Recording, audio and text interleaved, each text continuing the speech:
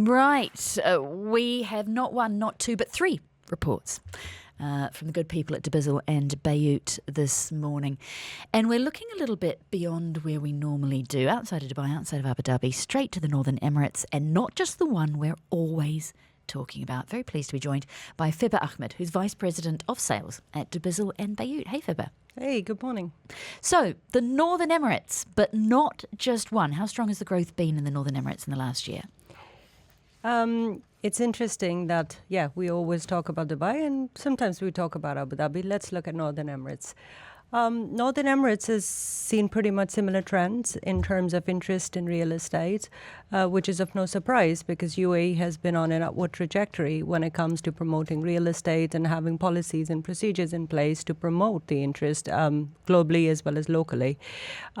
We've seen rising prices, but they're coupled with rise in demand both for sale and rental market. And one trend that stood out for me while I was looking through the reports, and yes, there are a lot of numbers, so I would strongly recommend you go to the blog, my Bayut blog, and read through them, is the contribution of the off-plan sector, even in these three Emirates. Who's building in these three Emirates? Is it the local companies? Rec Properties, of course, has got its massive master plan for Ras Al Khaimah. Or are we seeing expansion from some of the big names in Dubai and Abu Dhabi? So in Sharjah, if you look at Sharjah, for example, we have Arada that develops quite a lot in that area. These Emirates, they have their localized developers that focus heavily in that market, and that goes without saying that some of them are venturing into Dubai. Arada has launched a few projects in Dubai. So they do have their own local community of developers. As you mentioned, Rec Properties in Ras Al Khaimah. In Sharjah, we have Arada. We have Zora City in Ajman. So they all have their own niche developers where they're bringing more and more offerings to the market. One exception to that is Ras Al Khaimah, where the trend that we've seen is a lot of branded residences, a lot of hospitality, venturing into providing super luxury, or let's say affordable luxury segment to the Ras Al Khaimah market. So there is a blend of local developers focusing in these areas, as well as then your branded and well-known names going more into the Ras Al Khaimah market. Okay, why are we seeing, let's start with buying first. Why are we seeing the increase in buying in the Northern Emirates? Outside of Ras Al Khaimah and people speculating as to changes in hospitality there, why are we seeing more activity in Ajman and Sharjah? So for Sharjah, Sharjah in around 2014 launched the freehold ownership in some of the pockets of the areas. Sharjah was always more of a leasehold, GCC national area. I think since 2014, there has been tremendous interest in terms of building family-focused communities. And of course, with the prices rising high in Dubai for sale and for rent, people are getting pushed out to Sharjah. That has pushed prices up both for sale and rent. On an average, we've seen price per square foot in Sharjah going up by 60%. And that is, of course, in contribution to more and more off-plan coming to the market as well, with villa communities and apartment buildings. And when you look at Ajman, probably spillover of Sharjah into Ajman. And then, of course, Ras Al Khaimah has its own attraction, which is becoming more of a holiday area or a second home, more of a luxury living for all these people. You guys get to see what we're trying to do as well as what we do, right? So you get to see what we're searching for and what we're trying to buy. What are you seeing in the volume of listings in the Northern Emirates? So the supply, interestingly, is heavily focused when we talk about sale into the off-plan segment. If you go to Bayut today, for Sharjah, you would see about 57 to 60% offerings are in the off-plan segment. Now, not to confuse it with something that's going to come out to the market 2-3 years into it.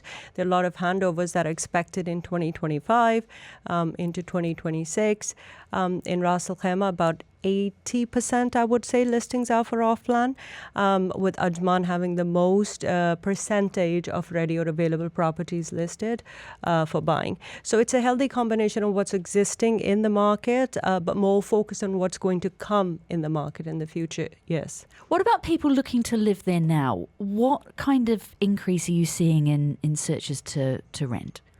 So we've seen about 30 to 40% increase in rental searches on our platform for these three communities, with Ras Al Khaimah seeing the highest percentage increase in searches, about 41%. Then we've seen a very keen interest in Sharjah as well. We've seen about 30% more people looking to rent in Sharjah, and then at roughly about 40% in Ajman as well. When you look at the rental prices, highest increase has been noticed in Sharjah with about 27% increase in average listed rental price. We have, with a mix of apartments and villas, rents averaging about 85K for Sharjah.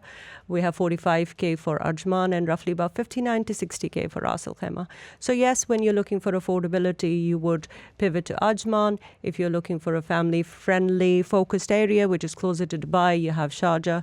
And if you're looking for a nice little getaway, you move to Rak. What does the supply look like? As you say, a lot of that stuff is off plan that's listed at the moment. Correct. Are prices going up because of increased demand, because people can't find what they need, more competition? I would say so for Sharjah. Clearly, that can be said that people are getting priced out of Dubai and they're looking and exploring other options.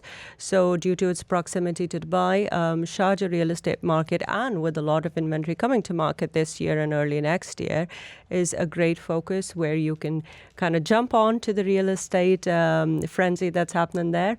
Whereas when you look at Rak, I think it has more to do with the lifestyle living and the concept living, that you're next to the waterfront. Yes, we all like to see a sea view from our apartment window. So Rak is probably capitalizing on that, also with the casino coming up. And Ajman is more on the affordability segment, where we're seeing price increases and interest from people. We were wondering this morning, and we've got about 30 seconds left with you, is Ajman the hidden gem? Low prices and maybe better yields for investors?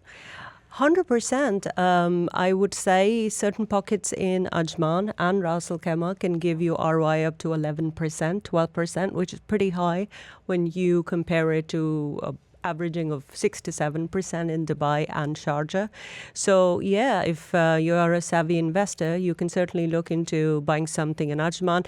Not to forget that Ajman is also venturing into beachfront living and golf view villas. So I think there's a lot to come in that area. Since Sharjah is closer to Dubai, so there's a lot of focus on Sharjah because of that. But definitely Ajman would be interesting to watch in the next 5 to 10 years. Fibha Ahmed, Vice President of Sales at dubizzle and Bayut. Coming in, 3 new reports out from these guys for Ras Al Khaimah, for Ajman and for Sharjah, having a look at how the property market has performed over 2024. Thanks for your time. Thank you. Dubai Eye 103.8. Join the conversation.